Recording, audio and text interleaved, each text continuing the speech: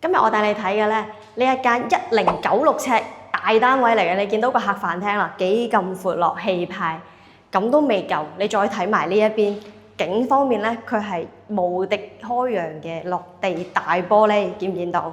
落地大玻璃望住嗰邊咧就係迎海，迎海咧亦即係烏溪沙站，咁即係話我哋呢一度咧係一個非常之近站嘅地方嚟嘅。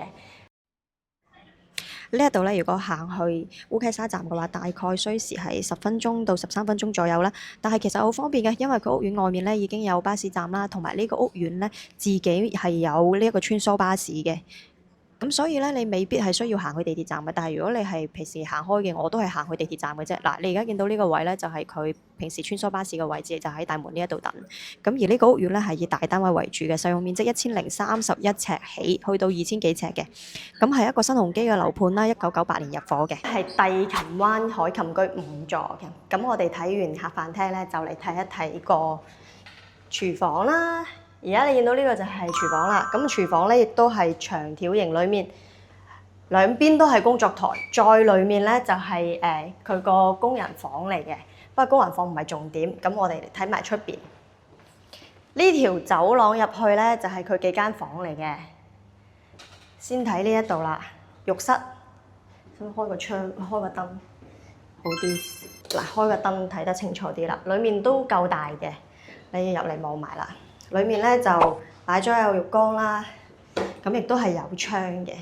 而睇下其他房啦，3間房嚟嘅，啲房佢都算大㗎啦。因為嗱，空間感係夠㗎。而家啲新樓係做緊嗰啲咩2050×2050咧，呢個絕對唔係。雖然我唔知而家闊幾多，但我就咁睇呢一邊擺雙人床、擺衣櫃、擺台，乜都冇問題。仲要間間房都係咁闊落嘅。我哋睇埋其他房嗱。呢一間個窗就望山景，細少少嘅窗台。咁而主人房就更加巴閉啦。嗱，主人房呢一度你可以見到啦，好闊落，又有落地大玻璃窗。不過而家咧就夏天比較熱少少。如果你係住咁大嘅屋咧，記得開冷氣。我哋睇樓冇冷氣，好鬼慘。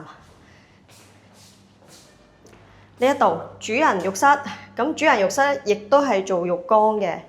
裏邊哇，門後面仲有個位喎，睇漏咗。呢一邊係有浴缸，亦都有企缸，個空間感夠晒，好掂。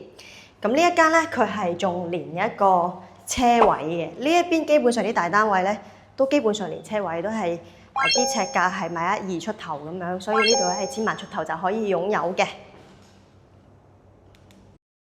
呢一間咧係一個低層嘅單位嚟嘅，1285尺，4房改咗做3房加書房嘅一個間隔。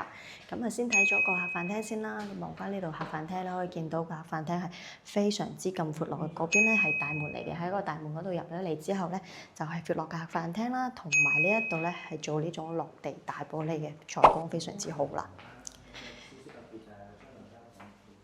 由呢個位再睇一次個客飯廳啦。空間感係好夠嘅，咁我哋去睇下廚房。廚房喺呢個位，廚房呢度入去咧就仲有工人房嘅，嗰邊咧就仲有工人房啦，同埋裡面工人廁。咁工人房呢度咧亦都相當闊落，你見到啦，擺咗床之後上下床，即係可以瞓2個工人啊。即係呢一度咧就係主打一個可以行到去地鐵站啦，咁啊空間感夠啦。你睇下呢間房。呢邊佢整個電視，你坐喺呢度睇電視，咁樣幾正。